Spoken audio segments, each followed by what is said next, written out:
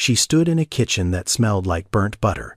At 4 in the morning, flour on her cheek, her apron stained from yesterday and the day before that, the only light coming from a single bulb above a stove that had not told the truth about its own temperature in years. 2 years later, she stood in the same kitchen, the same smell of butter in the air. But now 14 orders were stacked on the counter, and her phone was ringing, and the caller ID read, Walmart Inc., Bentonville, AR. But that call was still 2 years away. And before it came, there was the matter of $11.47, which was everything she had on the morning she decided to start. Marceline Odom had been let go from her job on a Wednesday. She was 7 months pregnant at the time. The company had fewer than 50 employees, which meant the law that was supposed to protect women in her situation did not apply to her. Her manager had said he was sorry. He had looked at her stomach when he said it. She had cleaned out her desk and driven home and sat in the driveway for a long time before going inside. That was 2 years ago. The man she had married left before Auden was born. He did not leave dramatically. He did not slam a door or make a speech. He simply stopped coming home, and then he stopped answering his phone, and then the phone itself stopped working. She learned later that he had moved to Houston. She did not learn much else. She did not try to. The SNAP benefits had carried them for a while. The savings account had carried them after that. But savings accounts are not rivers. They do not refill themselves. They are jars and jars empty. And this one had emptied slowly, and then all at once in the way that money disappears when you are careful with it, and it still is not enough. On that particular morning, Marcy sat at the kitchen table with an envelope in front of her. She opened it and took out what was inside: a $5 bill, 4 ones, a quarter, 2 dimes, 2 pennies. She laid the bills flat on the table, with her palm pressing out the creases the way she always did, because there was something in the act of pressing money flat that made it feel like more than it was. It was not more than it was. It was $11.47. The quarter was cold in her hand. She held it for a moment longer than necessary. Then she put everything back in the envelope and folded it closed and put it in the drawer beside the stove. The drawer did not close all the way. It had not closed all the way since she moved in. She stood at the counter and looked at the kitchen. The stove was a Kenmore, bought second-hand from a man on Choctaw Drive who had posted it online for $60. It ran 25 degrees hotter than whatever temperature the dial claimed. She had learned this by burning things and adjusting. Everything she made in that oven required a mental correction. Set it to 350. Know it means 375, and act accordingly. She had gotten used to it the way you get used to anything that is yours and imperfect and not going anywhere. She opened the cabinet above the stove. Inside, on the second shelf pushed to the back behind a box of rice and a can of black beans, were the things left from the last SNAP purchase. A bag of all-purpose flour 3/4 full, a block of unsalted butter, a bag of dark brown sugar, a half-empty bag of semi-sweet chocolate chips, a small bag of pecans. She stood looking at them. She did not reach for them. She did not close the cabinet. She stood in front of the open shelf and looked at these ingredients the way a person looks at a locked door when they are not sure they have the key. From the stairs behind her, a sound, small feet on hardwood. Auden came into the kitchen in pajamas with a cereal box printed on the front, a shirt she had gotten at the Goodwill on Plank Road and had worn 3 nights in a row because it was soft, and she was 7 years old. 7-year-olds do not need more reason than that. She looked at her mother, standing in front of the open cabinet. She said, "Are we having breakfast?" Marcy looked at the $11 envelope in the drawer that would not close. She looked at her daughter. She did not answer. Not because she did not want to, because the answer she was beginning to form in her mind was not about breakfast, and she was not ready to say it out loud yet. The notebook was in a shoebox on the top shelf of the hallway closet. Marcy had not touched it in 4 years. She reached up and pulled the box down and carried it to the kitchen table and opened it. Inside, under a rubber band and a photograph of a woman in a church hat standing beside a folding table covered in aluminum foil pans, was a small notebook with a plastic cover. The plastic was clouded with age, and something that might have been oil or might have been butter or might have been both accumulated over decades of being open next to a stove. Several pages near the middle were stuck together. The handwriting inside was in pencil, small and slanted and precise. This was Grandma Opal's recipe notebook. Opal Delcine Odom had taught Marcy to bake in a kitchen not much bigger than this one, in a house 6 blocks from here that had since been torn down. Marcy was 9 the first time. Opal had put a step stool in front of the counter and told her to wash her hands twice, because once was for the dirt and twice was for the habit. Every Sunday for 22 years, Opal had baked cookies and brought them to Greater Mount Zion Baptist Church, where they were sold on a folding table in the fellowship hall after service. The money went to the building fund. The cookies went fast. People came to church early, not for the sermon, but for the table. This was known but not discussed openly, because discussing it would have required admitting something about priorities that the congregation was not prepared to examine. The recipe that sold out first every single Sunday without exception was the brown butter pecan cookie. Opal had developed it herself over years of small adjustments, a process she described not as experimentation, but as listening. She would say, "The butter tells you when it is done. Brown it until it smells like hazelnuts, not like burning. There is exactly 1 second between the two. Pay attention to that second." Opal died at 81. It was not dramatic. She had eaten Sunday dinner with the family, washed her own dishes, sat in her chair, and did not wake up the following morning. The doctor said it was her heart. The family said it was her time. Both of these things were probably true. She left behind very little that could be measured in money. She left behind the notebook. Marcy had not opened it in 4 years. She opened it that morning because she had $11.47 and a daughter who had asked about breakfast, and because the only thing she knew how to make that was worth more than its ingredients was the thing her grandmother had taught her. She turned to page 11. Brown butter pecan cookies. The pencil was faded, but the measurements were clear. Marcy set the butter in a small saucepan on the Kenmore and turned the dial to medium, which on this stove meant something closer to medium-high, which she knew and accounted for without thinking about it the same way her body had.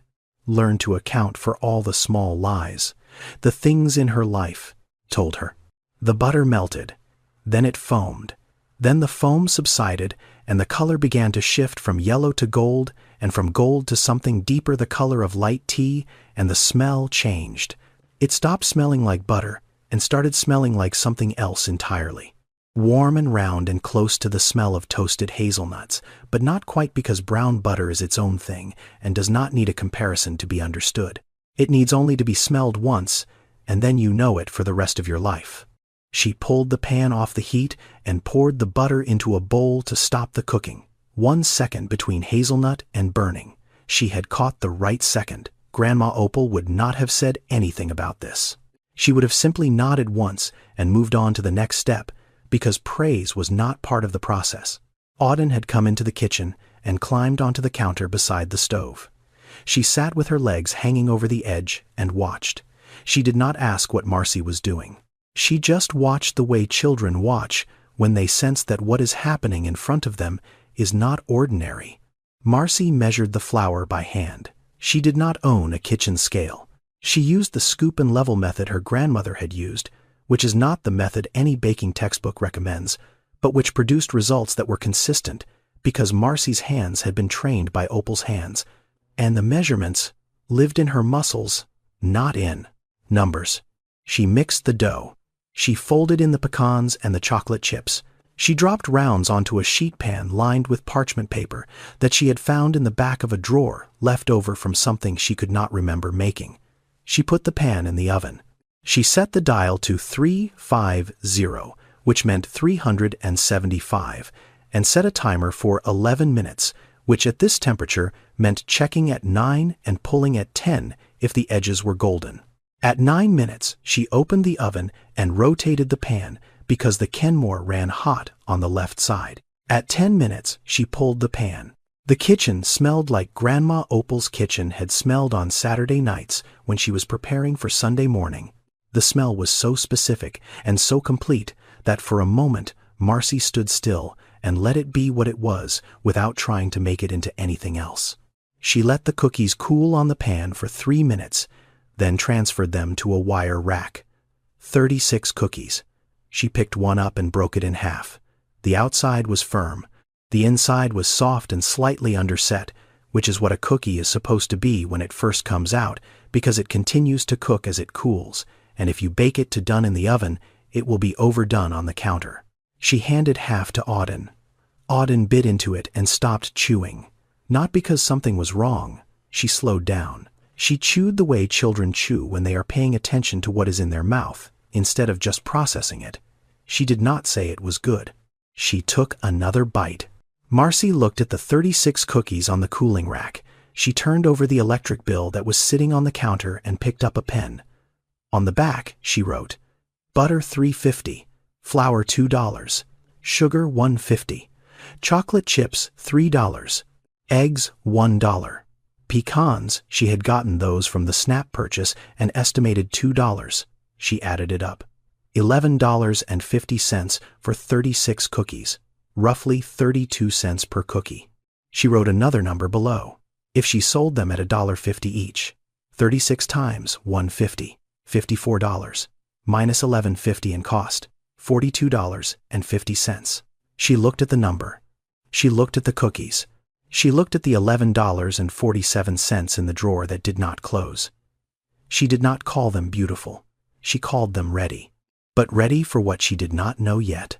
She had 36 cookies, and no place to sell them, and no one to sell them to, and no way to make anyone understand that these were not just cookies, that they were something her grandmother had built over decades and passed down in a notebook with a greasy plastic cover and faded pencil marks, and that they were better than anything on any shelf in any store she had ever walked through. She covered the cooling rack with a clean towel and put the notebook back in the shoebox and put the shoebox back on the shelf in the hallway closet. She wiped down the counter. She did these things because they were the next things to do. She had not yet figured out the thing after that. Mrs. Ernestine Ballard lived in the house directly to the left of Marcy's, separated by a chain-link fence and a strip of grass that neither of them mowed often enough. She was 74 years old. She had taught home economics at Capitol High School for 31 years before retiring, and she had been married to a man named Theodore Ballard for 46 years before he died quietly in his recliner on a Thursday evening, 6 years ago. She lived alone now. She kept her house clean and her yard passable and her opinions to herself unless someone asked for them, and sometimes when they did not. She had known Marcy since Marcy moved in. She had watched the pregnancy from across the fence without commenting on it. She had watched the husband stop appearing without asking about it. She had brought Auden peppermints on 3 occasions and a bag of hand-me-down clothes once, and she had done all of this without any conversation that lasted more than 4 minutes, because Ernestine Ballard understood that some people needed help, and most of those people did not want to be seen needing it. The morning after the cookies, Marcy put 6 of them in a small box that had once held checks from the bank and carried it next door. She knocked. Ernestine opened the door in a housecoat and reading glasses and looked at the box. Marcy said, "These are for you. Auden likes your peppermints so." She held out the box. Ernestine took it. She opened it on the porch and picked up a cookie and looked at it the way a person looks at something they are evaluating and not just receiving. She bit into it. She chewed slowly. She looked at Marcy. She said, "Who taught you to brown butter like this?" Marcy said. "My grandmother." Ernestine nodded. It was not a casual nod. It was the nod of a woman who had spent 31 years teaching young people the difference between cooking that followed instructions and cooking that came from somewhere deeper than instructions. She said, "Your grandmother knew what she was doing." She paused. "Do you," Marcy did not understand the question at first. She said, "Do I what?" Ernestine said, "Know what you are doing with these." She held up the cookie. "Because these are not for a box from a checkbook. These are for selling." Marcy said, "I do not have a way to sell them." Ernestine looked at her for a moment over her reading glasses. She said, "Do you know about the cottage food law in this state?" Marcy did not. Ernestine said Louisiana allows you to make food in your own kitchen and sell it directly to people. No commercial kitchen required, no health department inspection. You need a label on every package. It has to say what is in it, where it was made, and that it was made in a home kitchen, not inspected by the state. You are capped at $20,000 a year in sales. You can sell at farmers markets, at church sales, at your front door if you want. You cannot sell online. You cannot sell through a store. Direct to the customer only. She said all of this the way she had once said things to classrooms of 16-year-olds, clearly and without pausing for questions, because the information was the point and the questions could come after. Marcy stood on the porch holding nothing because Ernestine was still holding the box. Ernestine said, "There is a farmer's market on Plank Road every Saturday. The vendor fee is $25. That is your next problem." She looked at Marcy. "I suspect you will figure it out." She took the box inside. The door closed. Marcy stood on the porch for a moment. Then she went home. She did not have $25. This was not entirely accurate. She had $11.47 minus whatever the cookie ingredients had cost from the SNAP supplies, which meant she had $11.47 because the SNAP items were already purchased and their cost was already spent. But $11.47 was not $25, and the distance between the two numbers was the kind of distance that felt larger than it was, because Marcy had been measuring distances in dollars for so long that every gap looked like a canyon. She thought about asking people at church. She thought about bringing cookies to her old co-workers at the office where she had been let go and asking if anyone wanted to buy some. She thought about posting on Facebook. She thought about each of these things and felt in each case a specific resistance that had nothing to do with logistics and everything to do with how she would look. A woman asking for something. A woman with a box of homemade cookies and a story about needing money. She had spent her whole adult life being careful not to look like she needed things, even when she did, especially when she did, and the thought of standing in front of people she knew, with a product in her hand and a price on her lips made something in her chest go tight in a way she could not argue with. She had spent so long counting what she did not have that she had forgotten to count what she did. Ray came over that Thursday. He was her older brother by 4 years. He worked as a plumber for a company on Greenwell Springs Road, and he came by when something in her house needed fixing, which was often because the house was old and the things inside it were older. That day, it was the kitchen faucet, which had been dripping at a rate of 1 drop every 6 seconds, which Marcy knew because she had counted it one night when she could not sleep. Ray fixed it in 20 minutes. He sat at the kitchen table afterward, and Marcy put a plate of cookies in front of him without explanation. He picked one up, he bit into it, he stopped. He looked at the cookie, then at Marcy. He said, "These are good." She said nothing. He said, "Like actually good, not good for homemade good. These are good." She said, "They are Grandma Opal's recipe." He said, "I know what they are. I have been eating them since I was 5. He took another bite. "How much you selling these for?" She said, "I am not selling them." He looked at her, the way older brothers look at younger sisters when the younger sister is being unreasonable, and both of them know it. He reached into his back pocket and took out his wallet and pulled out a 20 and a 5 and put them on the table between the plate and the sugar bowl. He said, "That is not a gift. That is an investment. I want 10% of nothing, which is still nothing, so you got no excuse." She looked at the money on the table. He said, "Take the 25, go to that market on Plank Road, and sell these cookies before I eat all of them, and you got nothing left to sell." He took 2 more from the plate, put 1 in each jacket pocket, and left through the back door.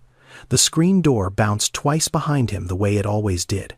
Marcy stood in the kitchen looking at the $25 on the table. The faucet was not dripping anymore. That was the first thing Ray had fixed that day. The $25 might have been the second. She woke at 3. The house was dark, and the street outside was dark, and the only sound was the refrigerator humming its low, steady hum. The sound a house makes when it is keeping things cold for someone who cannot afford to let them go bad. She had prepped the dough the night before.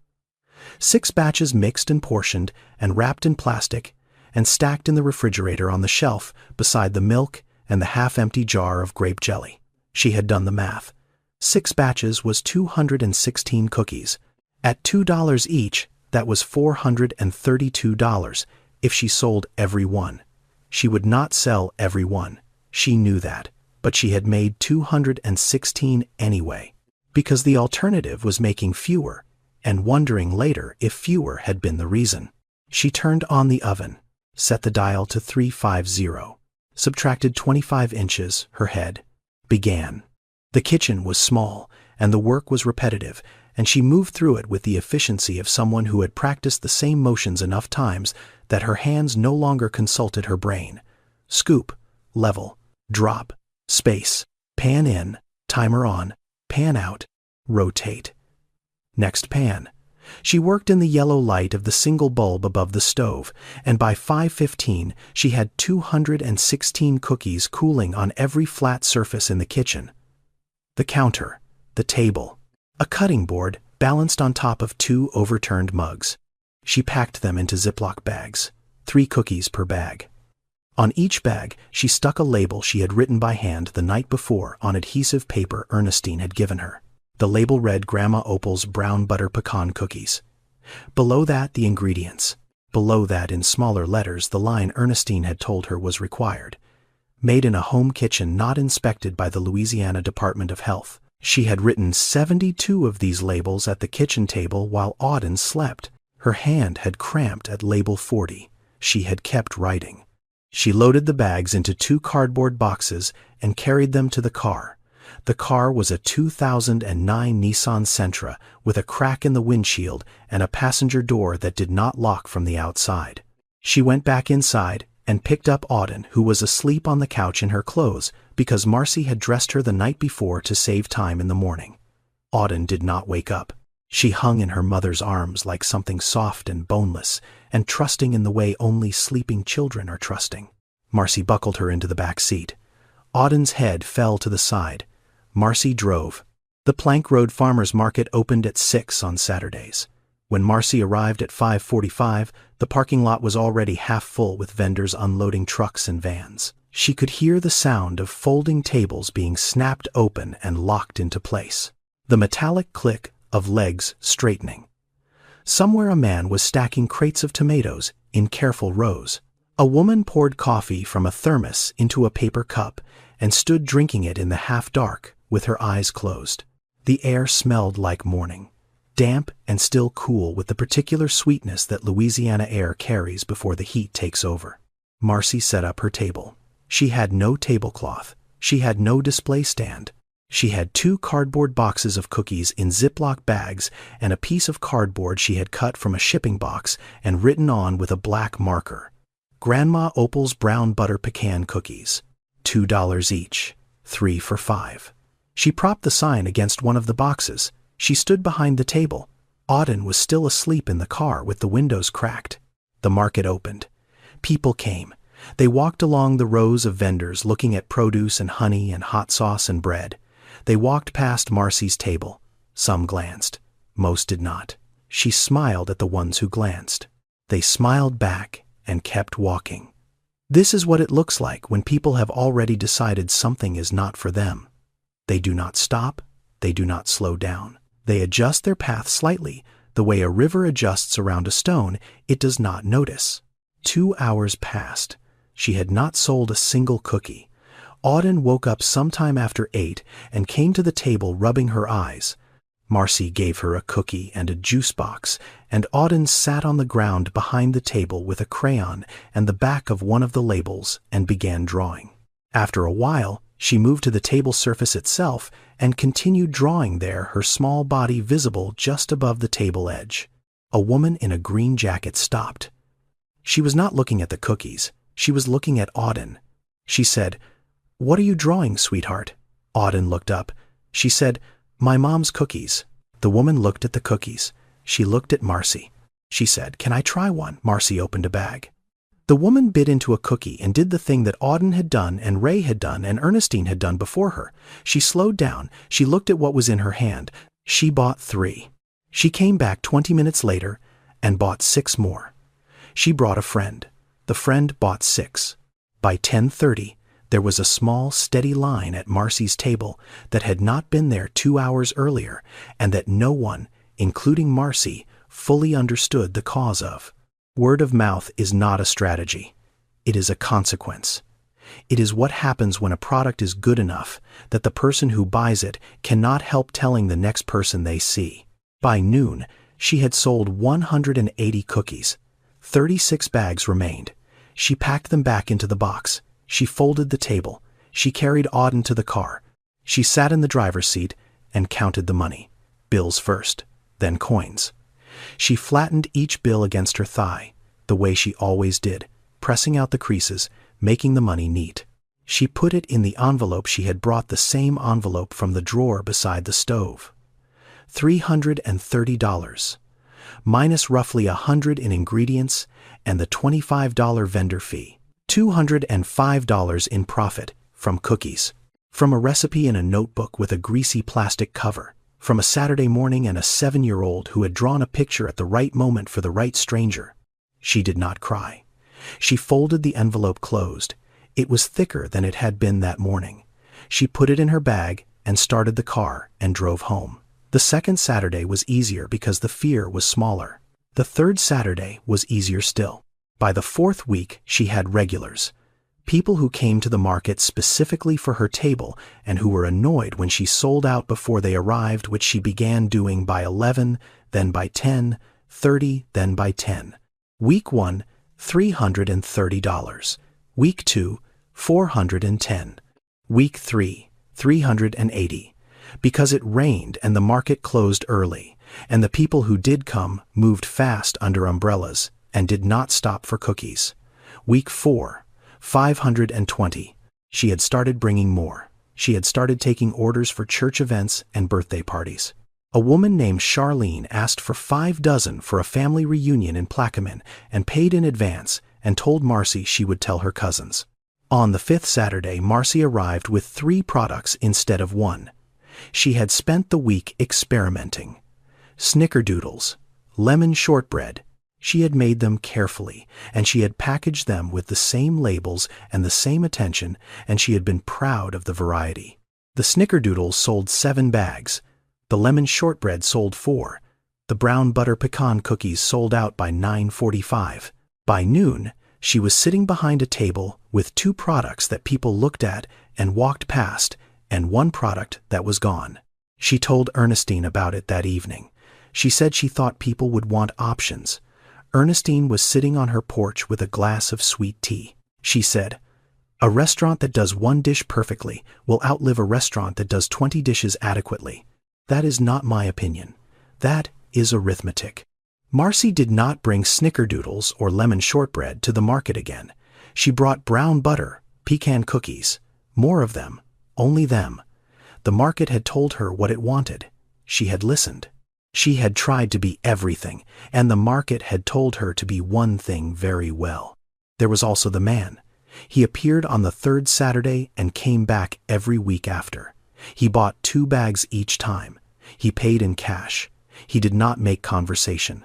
He would walk up, point at the cookies, hand over the bills, nod once, and leave. Marcy did not know his name. She called him the quiet regular in her head. She did not know yet that he mattered. She would. The email came on a Tuesday. It was from the market manager, a woman named Deanna, who wore a sun visor and carried a clipboard and spoke in the efficient, practiced tone of someone who managed 40 vendors and had no time for conversations that did not contain a point. The email said that a complaint had been filed. Another vendor, a woman who sold pralines from a commercial kitchen in Gonzales, had raised a concern. The concern was that Marcy was operating without a commercial food license. The concern was valid in the sense that it was technically accurate and invalid in the sense that it was motivated not by public safety but by the fact that Marcy's table was outselling hers. The cottage food law allowed Marcy to sell at the market. She knew that. Ernestine had told her that. But the law had a ceiling, $20,000 per year. Marcy had been at the market for 2 months. She was averaging $430 per Saturday, 52 Saturdays per year, projected annual revenue, $22,360. She was going to cross the line. Not if, when. She went to the Scotlandville branch of the East Baton Rouge Parish Library the following afternoon. She sat at one of the public computers and typed Louisiana Food Business License into the search bar. She read for 2 hours. She learned the difference between cottage food and a commercial food license. She learned that a commercial food license required a certified commercial kitchen, which meant a kitchen inspected and approved by the Louisiana Department of Health, with stainless steel surfaces and commercial-grade ventilation and hot water at a specific temperature and a 3-compartment sink for washing. She learned that renting time in a commercial kitchen cost between $15 and $25 per hour depending on the facility. She learned that she would also need liability insurance, which started at around $400 per year. She added it up. She had not brought a calculator. She used the back of a receipt from the dollar store. The numbers were not small. They were not impossible either, but they were the kind of numbers that require a person to have already been making money before they can spend money to keep making money. The system was built in a circle. To grow, she needed a license. To get a license, she needed a kitchen. To afford a kitchen, she needed to have already grown. She closed the laptop. She sat for a moment in the quiet of the library, with the receipt in her hand and the numbers on it that she had written, and the specific weight of information that is useful and discouraging at the same time. She had closed the computer because the information was heavy. She opened it again because heavy was not the same as impossible. She went home and called Ernestine. She told her about the email and the complaint and the $20,000 cap and the commercial kitchen requirement. Ernestine listened. Then she said, "New Hope Baptist on Florida Boulevard." Marcy said, "What about it?"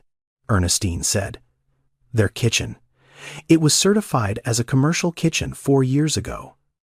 The pastor's wife had a catering business. They registered it so she could use it. She stopped catering 2 years ago, but the certification is still active. They rent it out. $12 an hour." Marcy said nothing for a moment. Ernestine said 12 is not 25. I checked. Marcy drove to New Hope Baptist the following Thursday.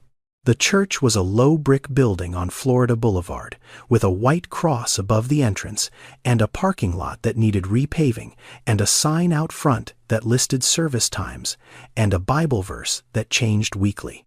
She went inside and asked for the pastor. A woman in the office told her he was in the fellowship hall.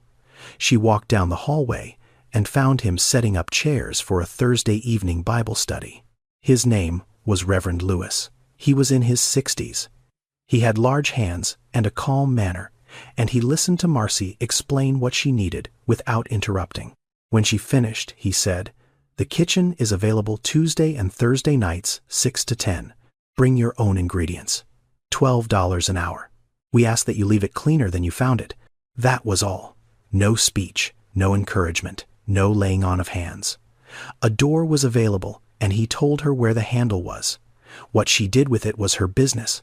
Marcy walked into the kitchen. It was 4 times the size of her kitchen at home. 2 commercial ovens, stainless steel, counters, a 3-compartment sink, overhead ventilation, fluorescent lights that buzzed faintly. Everything was clean and industrial and precise in a way that her kitchen at home was not. She touched the stainless steel counter. It was cold.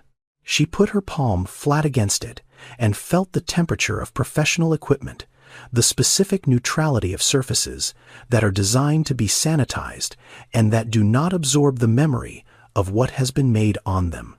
Her kitchen at home had a counter with a burn mark from a pot she had left too long and a stain from a cup of grape juice Auden had spilled and never fully cleaned. Those marks were specific. This counter had no marks. It was waiting. She turned to the ovens. She opened the first one and looked at the temperature dial.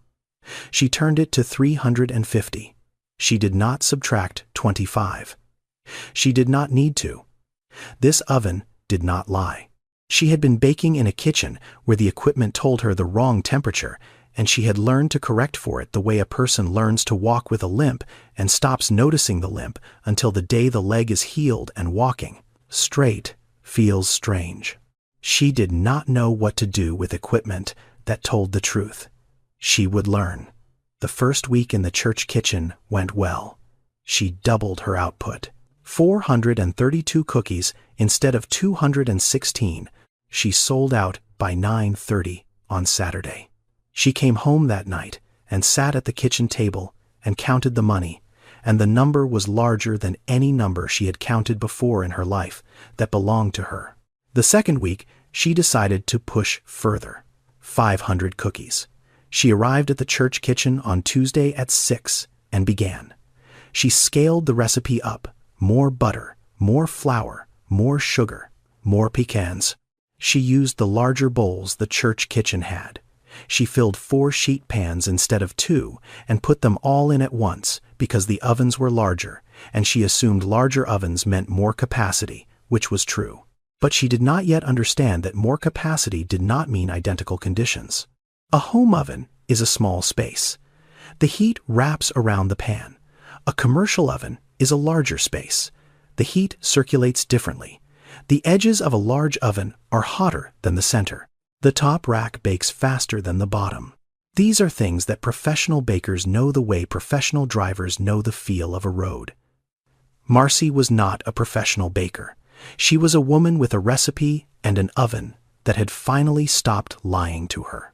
And she had assumed that an honest oven was the same as a simple one. She pulled the first batch at 11 minutes. The cookies on the outside edges of the pan were dark, too dark. The ones in the center were pale and soft. She pulled the second batch. Same problem, but worse. The third batch she had tried to correct by rotating the pans halfway through. It helped on one pan. On the other, the damage was already done. She stood at the counter at 10:45 at night and sorted the cookies into 3 piles. The first pile was sellable, 150 cookies. The second pile was slightly overbaked on the edges, edible, but not up to her standard, 150 cookies. The third pile was underdone in the middle, the kind of cookie that would collapse when a customer picked it up. 200 cookies, 350 cookies that could not go to market. She sat on the floor of the church kitchen. The fluorescent lights buzzed above her. The stainless steel counters reflected the light in a flat, indifferent way. She looked at the 3 piles on the counter and did the math. $120 in ingredients, $48 in kitchen rental, 5 hours of labor. She added these numbers together, and the total did not care that she had woken up at 4 in the morning. The total did not care that she had driven across town with her daughter asleep in the back seat.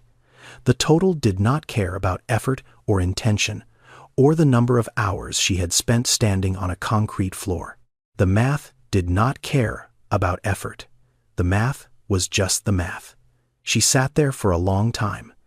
Then she stood up and cleaned the kitchen and loaded the 150 sellable cookies into boxes and drove home. She would sell them on Saturday. She would lose money this week. She would not lose the lesson.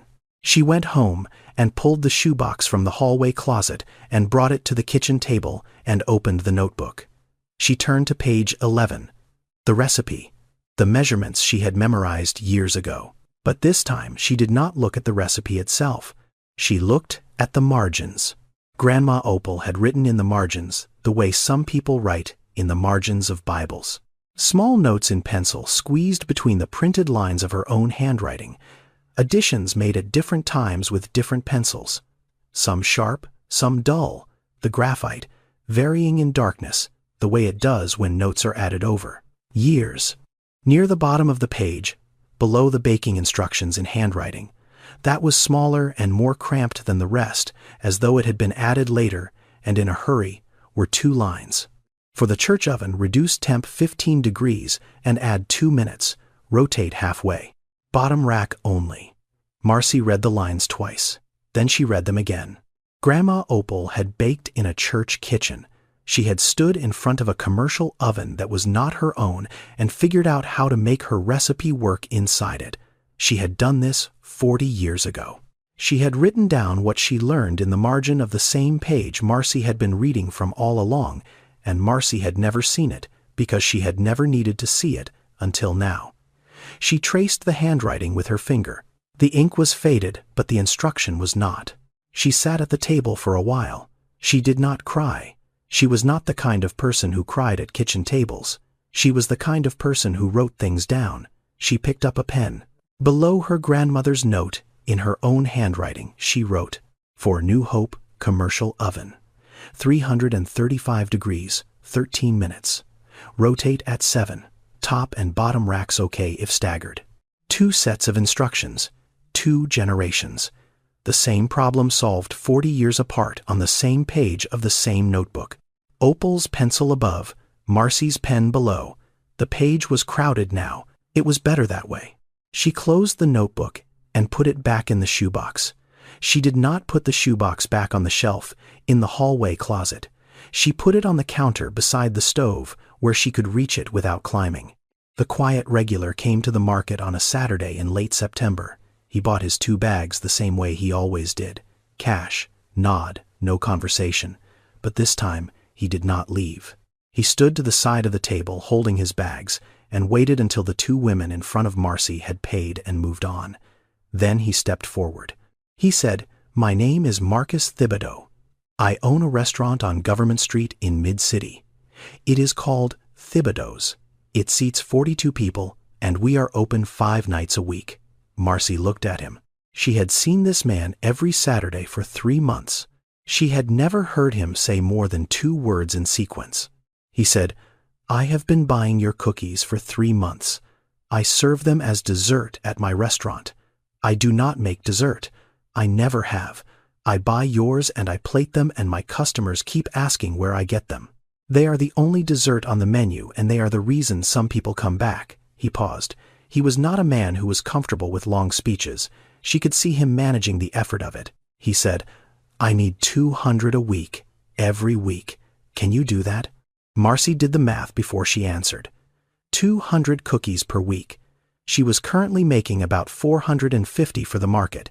Adding 200 meant 650 total. More hours at the church kitchen, more ingredients, more packing, more driving. She said, "What price?" He said, $1 a cookie. I know you sell them for 2 at the market. I am asking for wholesale. I will pick them up every Wednesday. $1 per cookie. Half the retail price. She did the math on the spot the way she had been doing math on the backs of receipts for months. 200 cookies at $1 each.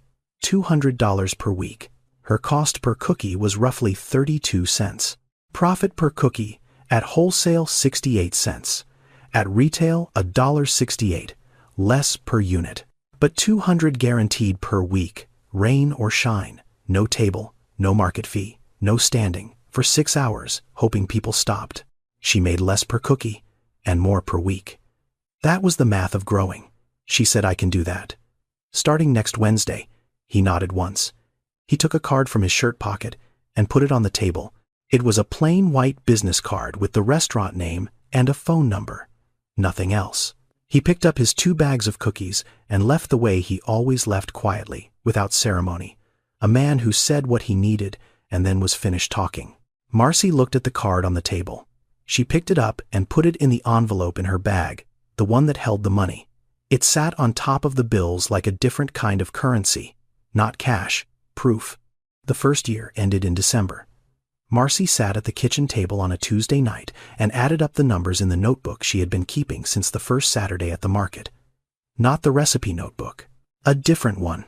A composition book from the dollar store, with a black and white marbled cover, the kind children use in school. She had written every sale in it, every expense, every Saturday total, every wholesale delivery to Marcus. Every cost of flour and butter and sugar and pecans and parchment paper and Ziploc bags and labels and market fees and kitchen rental. The total revenue for the year was $19,200. She looked at the number for a long time. It was $800 below the cottage food ceiling of $20,000. She had watched the number approach that line for the last 2 months, and she had made a decision without telling anyone that she would stop before she crossed it. Not because she wanted to stop, because crossing it meant entering a different category, a different legal structure, a different set of requirements she was not yet ready to meet. She had held back. She had turned down 2 orders in November. She had told a woman who wanted 500 cookies for a church gala that she could not do it. She had said no to money in order to stay inside a line she could manage. $19,200. From cookies, from a recipe in a notebook, from a kitchen where the oven lied by 25 degrees and a church kitchen where it did not. The small things had changed. She had paid the electric bill on time 4 months in a row, the first time since she lost her job. Auden had new shoes for the school year, not expensive shoes. Shoes that fit and that did not have someone else's name written inside them in marker. The refrigerator was not empty.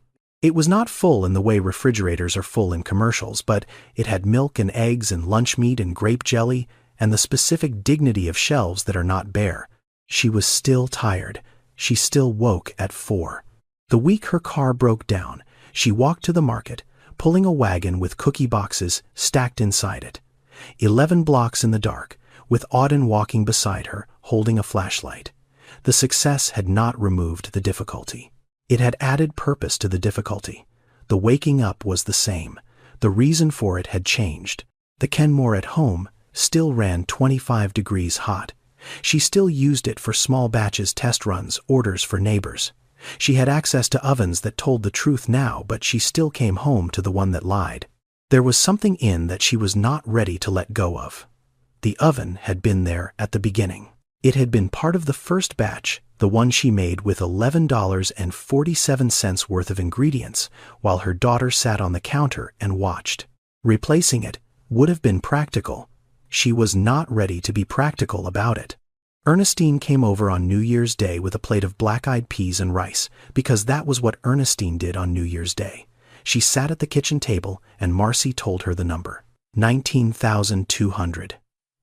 Ernestine nodded. She ate a forkful of peas. Then she said, "Next year you need to decide if this is a hobby or a business, because 20,000 is where the law makes you choose." She did not say it as advice. She said it as fact. The way she said everything, the way a woman who had spent 31 years teaching young people said things, clearly, once, without softening. Marcy chose. She went to the library on the second Monday of January and sat at the same public computer she had sat at months before. She typed Louisiana LLC registration into the search bar. She read the form. She read it again. She filled it out.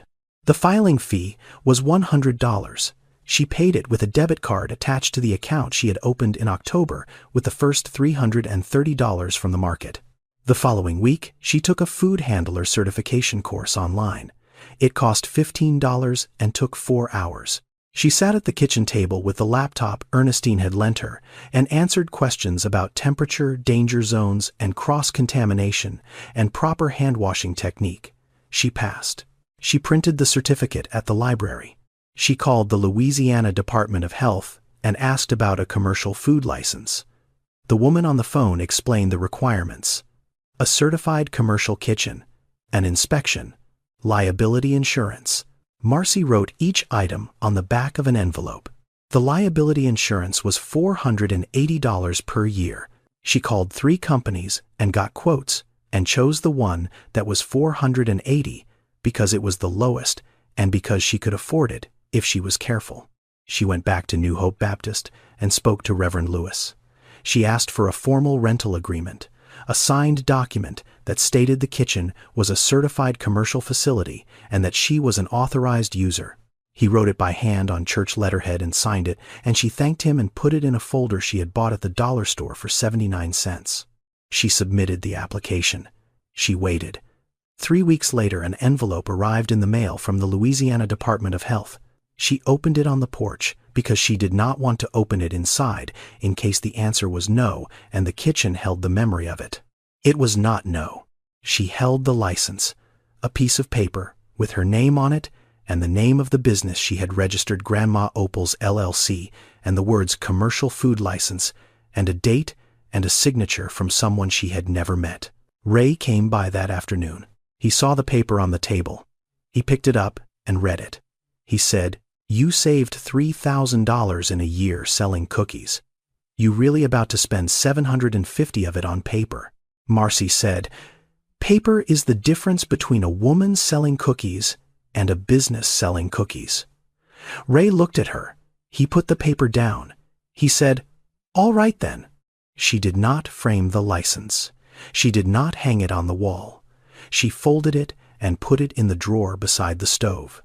The same drawer that held the envelope. The same drawer that had held $11.47 on the morning this began.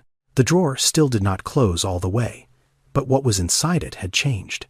By April of the second year, Marcy was baking at the church kitchen 3 nights a week instead of 2.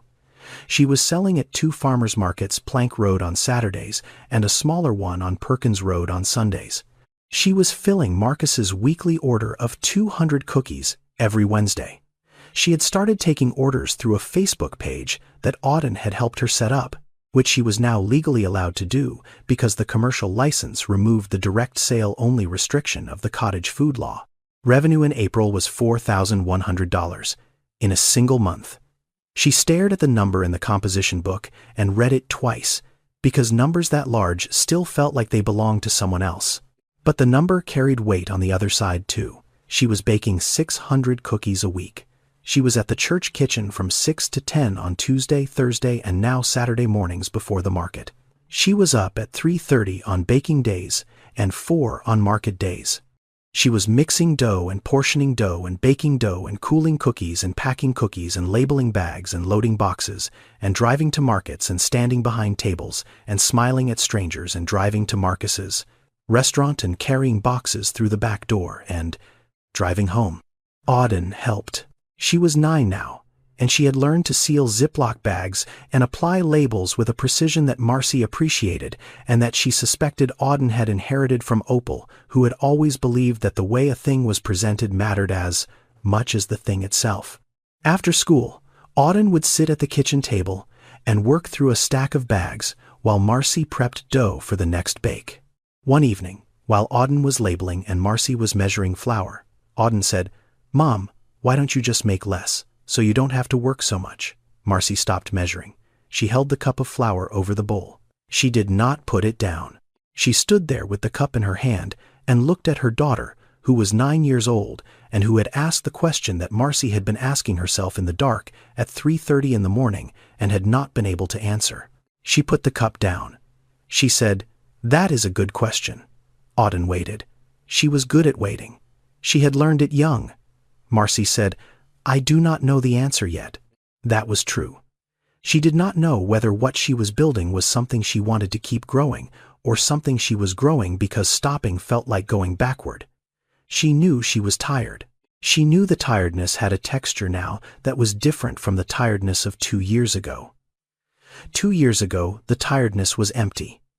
Now it was full of purpose and flour dust and the smell of brown butter and the sound of her daughter counting labels at the kitchen table. But full is still heavy. Full might be heavier. She also knew this was the first thing in her life that had her name on it. Not a job title, not an employee badge, her name, on a license, on a bag, on a sign at the market. She had built it from $11.47 and a recipe and a kitchen that lied about its own temperature. She was not ready to make it smaller. She was not sure she was able to make it bigger. She was standing in the exact middle of those two things, and the middle is not a place where answers live. It is a place where decisions wait. The call came on a Thursday at 8:14 in the evening. Marcy was in the church kitchen rolling dough for the Saturday batch. Her hands were covered in flour. Her phone was on the counter beside the sink face up, and when it lit up, the caller ID showed a number she did not recognize. Area code 479, Arkansas.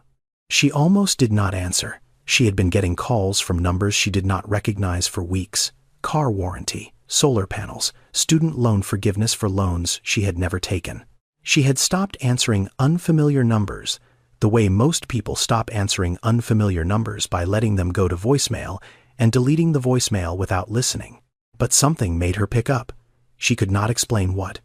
Later, she would think about this and still not be able to explain it. She wiped her right hand on her apron and picked up the phone and said, "Hello." A man's voice. Professional, but not stiff. He said his name, was Derek Whitmore. He said he was a regional buyer for Walmart, based in Bentonville, Arkansas. He said he was calling about her cookies. Marcy stood in the church kitchen with the phone against her ear and flour on her left hand and the dough going warm on the counter, and she did not move. He explained, Walmart runs a program called Open Call. Once a year, they invite small manufacturers and producers from across the country to come to Bentonville and pitch their products directly to buyers. The goal is to find products made in America by small businesses that have something the big brands do not. A store manager in Baton Rouge had bought a bag of cookies at the Plank Road Farmers Market. He had eaten one in his car in the parking lot. He had brought the rest to his regional meeting. Someone at that meeting had sent a bag to Bentonville. Derek had tried one. He said, I want to invite you to this year's open call. It is in 6 weeks. You would come to Bentonville. You would have 15 minutes to present your product. If we move forward, we would start with a regional placement. He said this calmly, the way a man says something he says often to many people. This was not a special moment for him. This was a Tuesday in his week. He had called other people before her and would call other people after. Then he listed what she would need to bring. Product samples in retail-ready packaging, a UPC barcode, proof of liability insurance, food safety certification, documentation of her production facility, evidence that she could meet volume requirements, which for a regional placement meant several thousand units per week. He said she should also be prepared to discuss shelf life pricing and distribution. Each item landed on her with individual weight. Retail-ready packaging. She had Ziploc bags with handwritten labels, a UPC barcode. She did not know what that cost or how to get one. Several thousand units per week. She was making 650. He asked if she had any questions. She said no. He said the details would be sent to her email. He asked for her email. She gave it to him. He said he looked forward to meeting her. He said goodbye. She said, thank you. I will be there. She hung up. She put the phone down on the counter. She stood in the church kitchen under the fluorescent lights with the dough on the counter and the ovens warm and the faint buzz of the ventilation overhead, and she did not move for a long time. She looked down at her hands, flour in the lines of her palms, dough under 2 fingernails, the specific evidence of a Wednesday night spent doing what she had been doing every Wednesday night for months, making cookies, in a church kitchen, by herself. She sat down on the floor. The tile was cold through her jeans. She sat on the floor of the church kitchen for the second time. The first time she had sat because she had failed. This time she sat because her legs had made a decision about what they were willing to support. She sat there for a while. Then she stood up and finished the batch. The 6 weeks that followed were the most concentrated weeks of Marcy's life. She made a list on the back of a church bulletin the night of the call. Packaging, barcode, co-packer. Each word was a problem she had not solved yet. She started with packaging. She could not bring Ziploc bags with handwritten labels to Bentonville. She needed a real package. A printed bag with a logo and a nutrition panel and an ingredient list and a barcode and the specific appearance of something that belonged on a shelf beside things made by companies with entire departments devoted to packaging. She found a freelance designer on the internet, a woman in Atlanta who charged $150 for a package design. Marcy sent her the recipe notebook page, a photograph of the cookies, and the words, Grandma Opal's Brown Butter Pecan Cookies. A Baton Rouge kitchen table recipe since 1981. The designer sent back a proof 4 days later. It was clean and warm and did not look like a Ziploc bag. Marcy approved it. The barcode cost $250 through GS1. She paid it and received a number that meant her product existed in the system that stores used to track inventory. A number, that was all. But it was the number that made the difference between something you sold at a table and something a scanner could read. The co-packer was the hardest. She needed a facility that could produce thousands of cookies per week using her recipe following FDA manufacturing standards. She called 3 co-packing facilities in Louisiana. The first required a minimum order of 10,000 units. The second had a setup fee of $5,000. The third did not return her call. She found the fourth through Marcus. He knew a man who knew a woman who ran a small baking facility in Hammond, an hour east of Baton Rouge. The facility was modest. 2 production lines. A staff of 11. They agreed to do a trial batch. 300 cookies, using Marcy's recipe baked in their ovens packaged in the new bags. She drove to Hammond with the recipe notebook in her lap. This was the part she had not been able to settle. The recipe was in the notebook. The notebook was Grandma Opal's. Giving it to a factory meant someone else's hands would make the cookies. Hands that had not been trained by Opal. Hands that did not know the difference between the smell of hazelnuts and the smell of burning.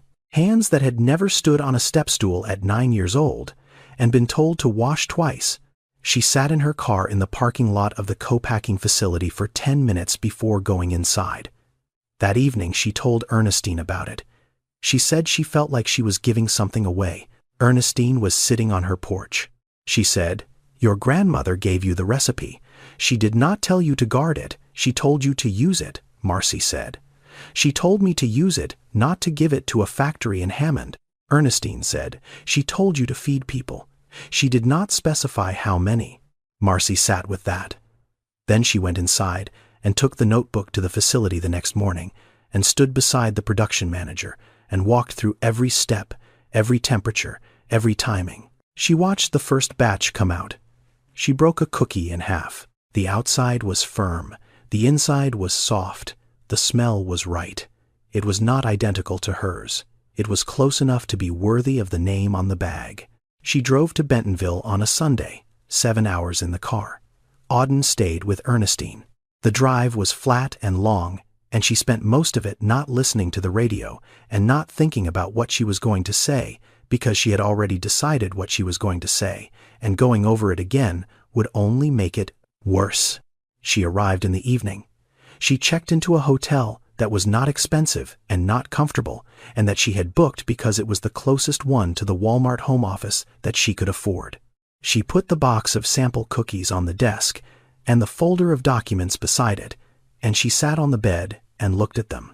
Retail-ready packaging, UPC barcode, liability insurance certificate, food handler certification, commercial food license, co-packing agreement, production capacity projections she had written on the back of a church bulletin and then transferred to a typed document at the library. She had everything they had asked for. She had everything except the certainty that she belonged in the room. The building was large. She knew it would be large. She had seen photographs. But large in a photograph is not the same as large when you are standing in front of it, holding a box of cookies in both hands. There were hundreds of people in the hallways, other vendors, other small businesses, people with rolling displays and branded tablecloths and printed banners. A man carried a case of hot sauce. A woman rolled a suitcase filled with handmade soap. Everyone was moving with the specific energy of people who had something to prove, and 15 minutes to prove it. Marcy wore a blazer she had borrowed from Ernestine. It was slightly too wide in the shoulders. She had not owned a blazer. She had not needed one. She held the box of cookies against her chest and walked to the room number she had been given in the email. The room was small. A table, 2 chairs on one side, 1 chair on the other. Derek Whitmore was already seated. He was younger than his voice. He had a notepad and a pen and a bottle of water, and the efficient posture of a person who had been doing this all day and had 7 more after her. He said, "Tell me about your product." She did not have slides. She did not have a presentation board. She did not have anything except the box and the folder and the story.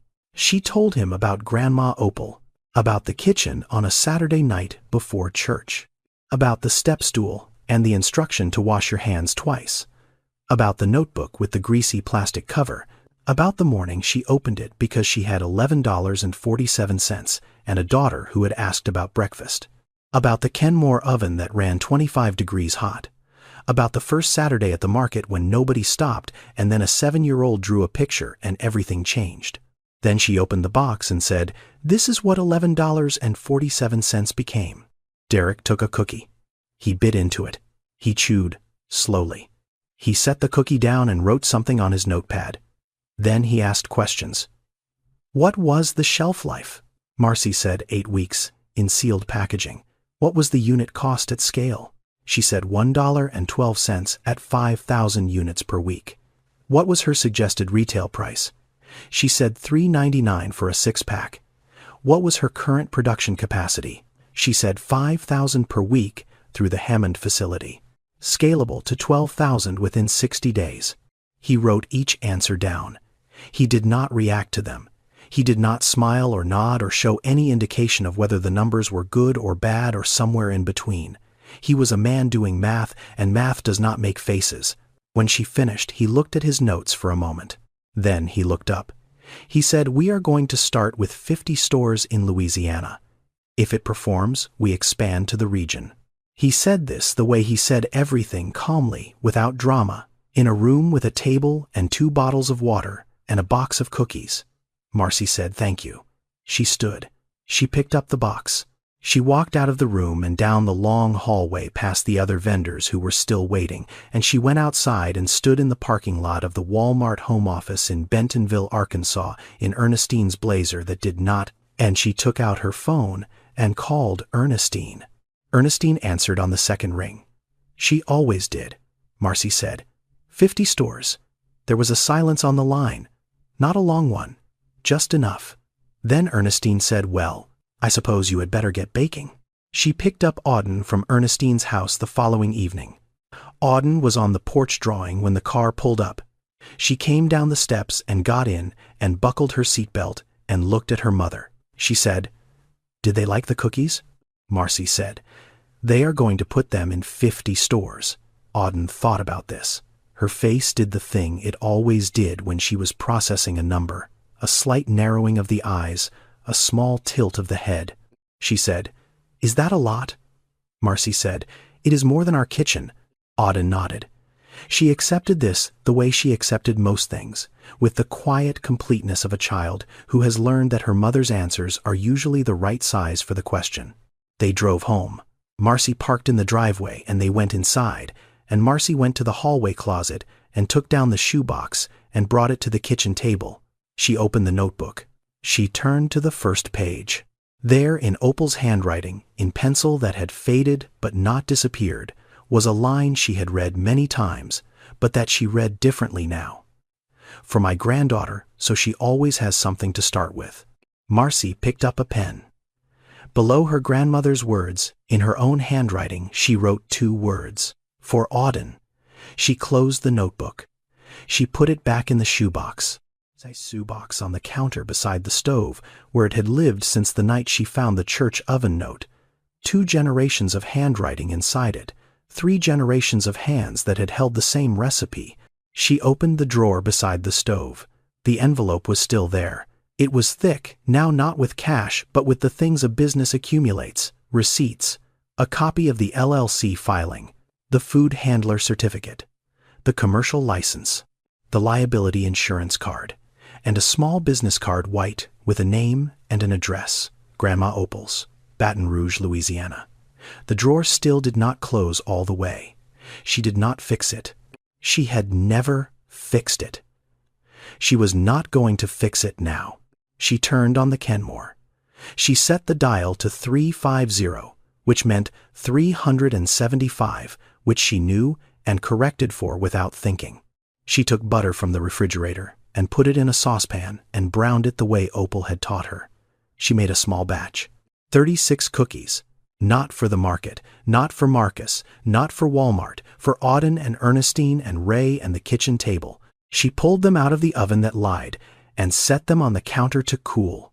The kitchen smelled the way it always smelled when she baked, like brown butter and pecans and the specific warmth of something being made by hand in a room that had seen a lot of mornings. 3 months later, on a Saturday, Marcy drove to the Walmart on Airline Highway. She parked in the lot and got out and went inside. Auden was with her. Ernestine was with her. Ernestine had driven herself, which was the first time she had driven farther than the grocery store in 2 years. She had said she was not going to miss this. She had said it once, and without softening.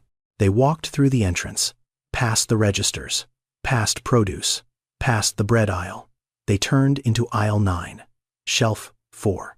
There, Between a national brand that Marcy had seen on television her entire life and a store brand she had never noticed was a small package. The design was clean and warm. The logo read Grandma Opals. Below the logo, in smaller type, was a line that Marcy had asked the designer to include: a Baton Rouge kitchen table recipe since 1981. Opal Delcine Odom had never stood in a Walmart. She had never seen the inside of a factory in Hammond. She had never met a regional buyer from Bentonville, or filled out a form for a UPC barcode, or signed a co-packing agreement. She had baked cookies in a kitchen and brought them to a church and put them on a folding table every Sunday for 22 years because people were hungry and she knew how to make something that fed them. She was on this shelf now, not her body, not her name in brushed metal letters above an entrance, a recipe, a set of instructions she had written in pencil in a notebook, with a greasy plastic cover passed to a granddaughter who had opened it on a morning when she had nothing else and who had followed it one step at a time the way you do hard things. Marcy did not start with a dream. She started with $11.47 and a daughter who asked about breakfast. The dream came later, after the work. After the market and the church kitchen and the floor she sat on twice and the oven that lied and the one that did not. After the quiet regular and the email from the market manager and the envelope that went from thin to thick inside a drawer that never closed. Some businesses begin with a plan, with capital and projections and a board of directors. Others begin at a kitchen table at 4 a.m. with a recipe that someone you loved wrote down because she believed it was worth keeping. Both kinds are real. Both kinds cost something. The difference is only where the money starts. Ernestine stood beside Marcy in the aisle. She looked at the package on the shelf. She adjusted her glasses. She read the label.